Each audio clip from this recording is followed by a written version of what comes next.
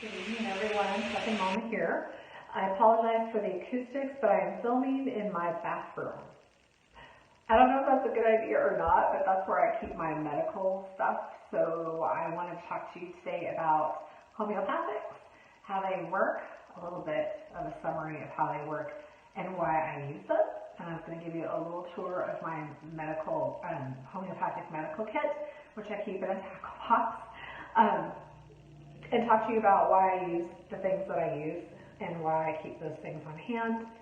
And I do have to tell you that I'm not a medical professional. I'm a mom, and I'm someone who's dealt with a lot of health issues in the past, and I've come to appreciate homeopathics as a one option for helping my family deal with certain issues and to prevent others. So anyway, that's what I'm talking about today. I hope you find it helpful. If you're new here, please consider subscribing to my channel. I talk about all things preparedness from the point of view of a mom of 7 who's dealing with autoimmune, special needs kids, so on and so forth. So I feel like I kind of have to be extra prepared in a way because I have extra things to think about when it comes to preparedness. So let's talk about homeopathics. I use this brand, and I like this brand. There's a couple other brands out there that you can use. Basically, these are diluted,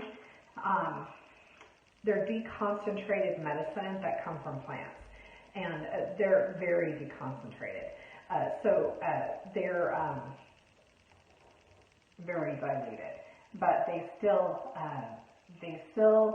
are effective in my experience. So there's a little, if you go to any place that carries this brand, which a lot of the health food places do, and I actually found this at Food for Less, this is a free guide, and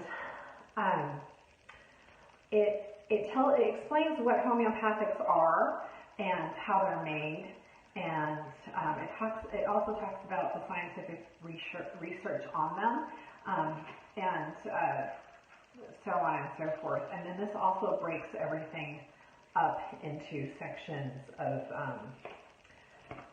remedies for different things. So I just wanted to quickly kind of go through and read a couple things about what homeopathics are. They've been used by generations for more than 200 years to address many acute illnesses. They contain active ingredients derived from highly diluted plants, minerals, and animals. So it's not just plants. And the scientific research is ongoing. It's being conducted and published in peer-reviewed journals. Clinical research is providing evidence of the efficacy of homeopathic medicines, and basic laboratory research is confirming the biological activity of highly diluted substances and helping the scientific community better understand their mechanism of action. And of course, I'm not a scientist, so I don't understand exactly how it all works, but I know it does work because I've used these remedies for years, and I've slowly begun to collect different ones,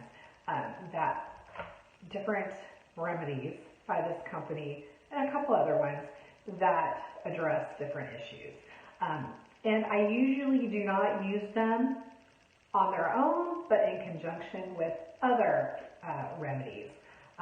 Usually, there's a couple things I use. I might use alone, but anyway. So this is the guide. There are more expensive guides out there. Obviously, this is free. There are guides out there that you can pay money for that give you more information. Homeopathics are not a black and white or a cut and dry thing. When you look at a tube and it says what it is and it says what it does, that's not the only thing it does. Let me show you. Let's see if it'll focus. I don't know if it'll focus. It's not focusing. It'll say on each tube what the tube it does or what it's for, but that's not the only thing it's for. These things can be used for many different things, just depending on what you have going on. So if you see a naturopathic doctor or an herbalist or somebody like that, and they prescribe something like a homeopathic remedy to you, and you get it, and what it says on the tube is not what you're dealing with. That's normal, okay? These things can take care of other things too. It's kind of hard to understand, but and as far as why I use these, besides the fact that I found them to work, is that they don't really have side effects, and that like Western medicine does. So if I were to go and get antibiotics, or if I were to go and get, you know, some kind of pain meds or something like that, there would be side effects involved. And with these, there aren't. I feel like they're safer. I feel safer using them. I feel more comfortable using them. Let's put it that way. And again, I'm not a medical professional, and I'm not making any weird claims. I'm just saying these things have worked for me. It's an area that I am trying to grow my knowledge in, and I just want to share it with you. So without further ado, I'm going to go ahead and give you a little tour of my homeopathic medical kit.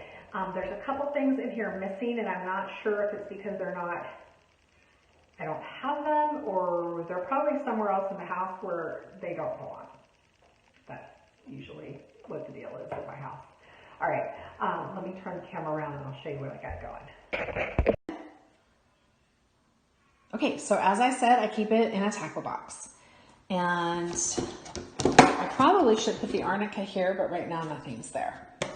And the reason I should put the Arnica there is because that's the one we use the most. I have it in my purse, I have it in the car, I have it everywhere.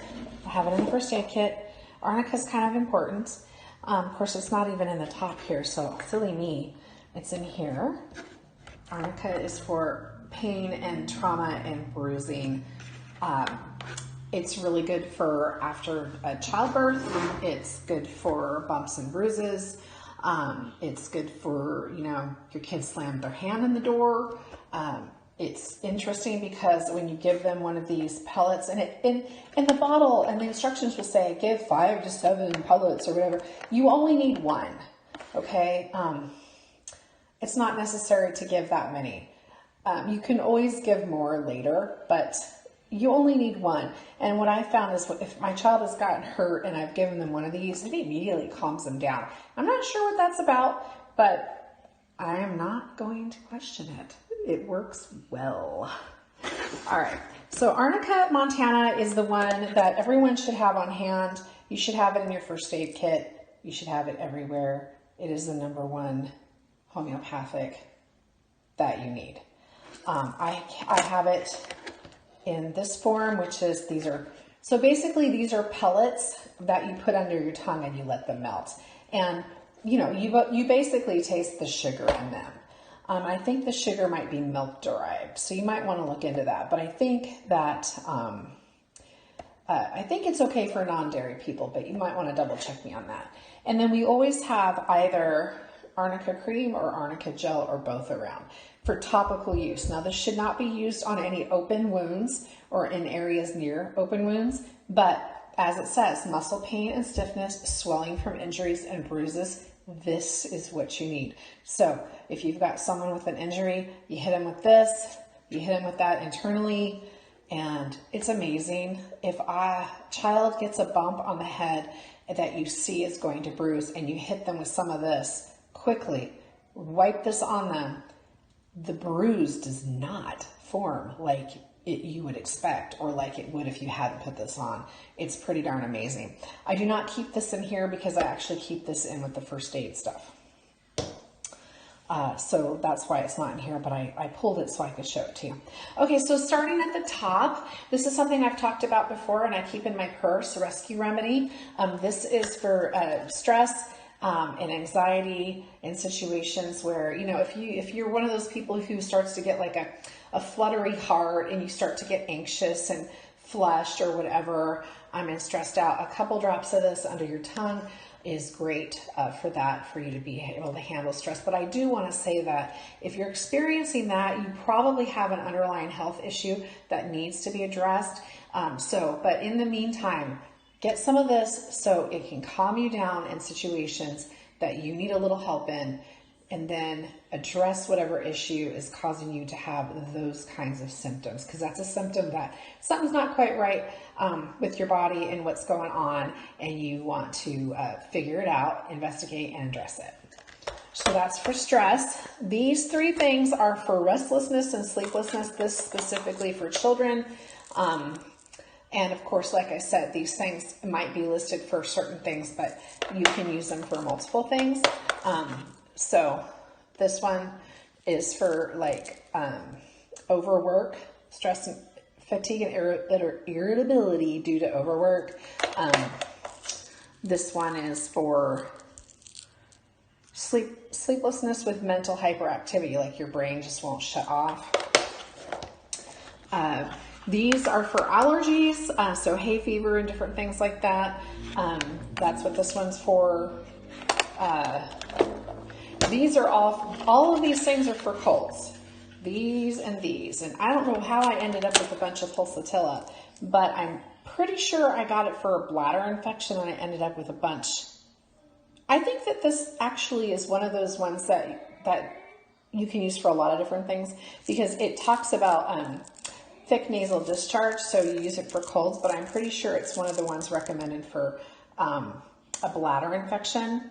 But also for bladder infections, you need to have Cantharis in your medical kit. That stuff's amazing. I have beat bladder infections with that and straight cranberry, just like that. So I know I have some. I don't know where it went because I'm not 100% organized, but I'm trying to be. So that's that. This is Allium cepa, and I noticed that this is actually correct, so I'm not sure that's safe to use anymore, but I got this from my naturopath, and this is for like, this is garlic derived allium, and it's for like colds and runny noses and stuff.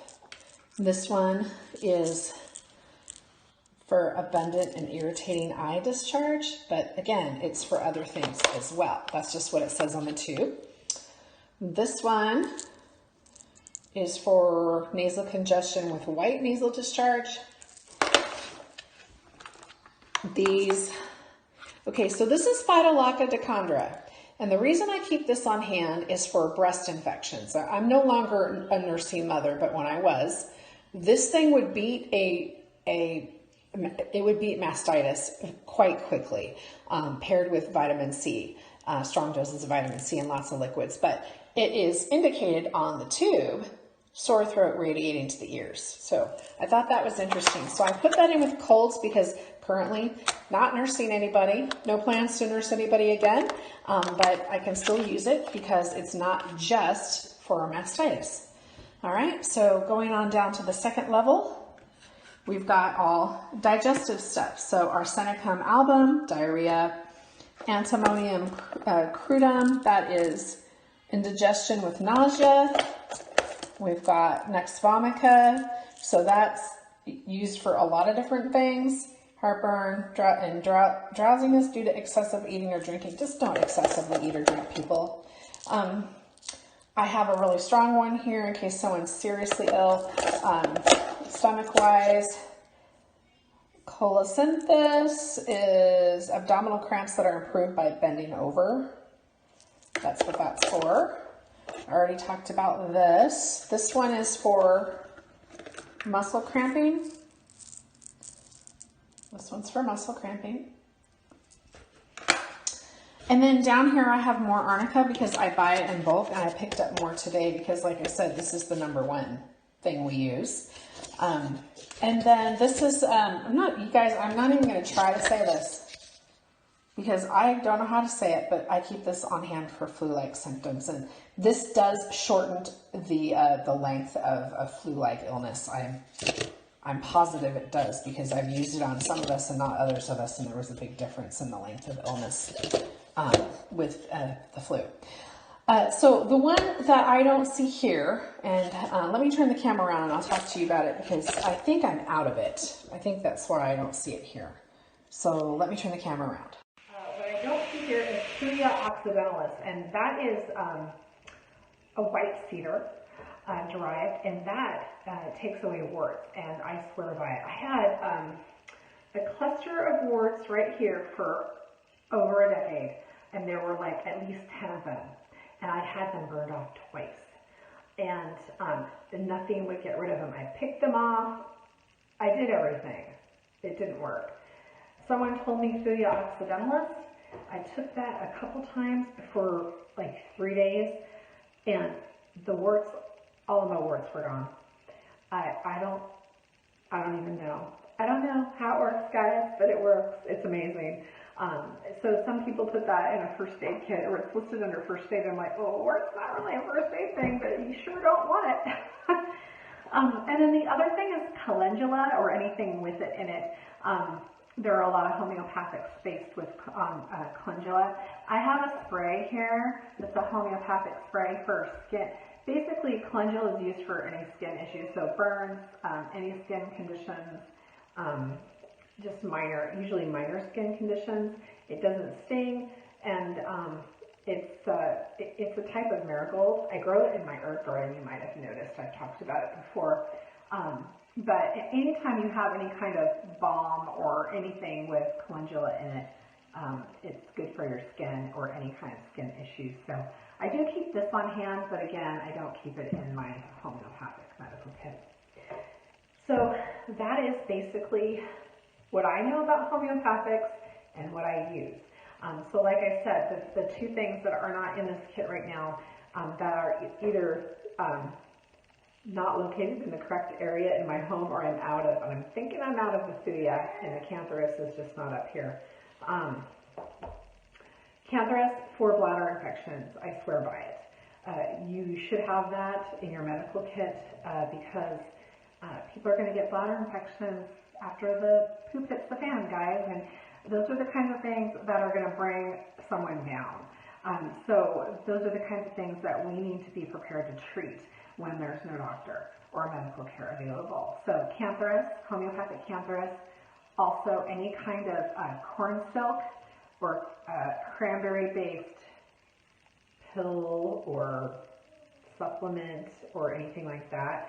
I actually take straight cranberry juice, and I'm talking the unsweetened kind, not cranberry juice cocktail. I'm just talking about straight cranberry juice. It's really sour. It's really bad. But I dilute it with water and I chug that if I ever get a bladder infection. And I take Cantharis, and I might also take, something with cranberry in it. And what's that other thing? I cannot think of the name of the other thing that you should take when you have a bladder infection or a urinary tract infection. So somebody, please put it down below in the comments, because I'm getting older and I forget words.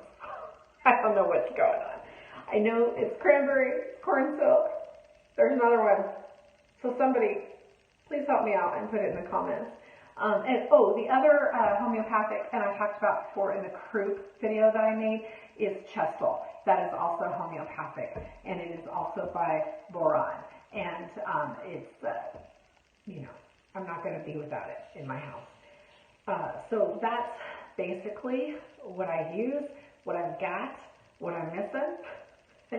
And if you have any questions, please feel free to ask me. And if you have the name of that other thing, Mandy, can you help me out here? I know you know it. The other thing we're supposed to take when we have a urinary tract infection. Thanks for joining me for this video on homeopathics. I can't wait to do the exciting essential oils video where I make everybody mad. That will be coming soon enough. But thanks for joining me, you guys. And if you like this video, please hit the thumbs up. Please subscribe and join my little group on the internet here. And just come along and see how I prepare with all my weird issues that we have going on here. And I'd love to have a little community where we all kind of exchange ideas, because I don't have all the answers. And sometimes I like to ask questions and get answers from you. So anyway, have a good evening. Prep and Mama out.